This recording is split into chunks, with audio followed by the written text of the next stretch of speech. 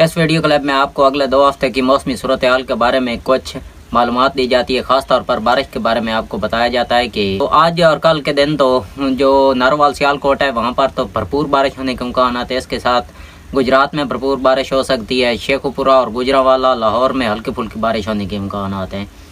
बाकी कश्मीर में अच्छी बारिश होने के इम्कान हैं अगले 2 दिन तक, 3 और 4 सितंबर को। इसके अलावा बात करें 5 सितंबर की, तो 5 सितंबर को मौसम खुश्क रहेगा।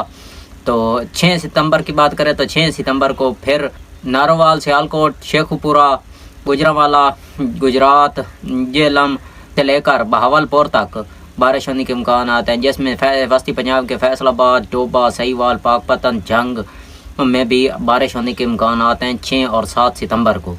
इसके अलावा 7 से लेकर 10 सितंबर तक तो सिंध में अच्छी बारिशें होने के इम्कान हैं, वक्तन फवक्तन बारिशें होती रहेंगी। बाकी 11 सितंबर से लेकर 15 सितंबर तक मुल्क भर में मौसम खुश्क रहेगा।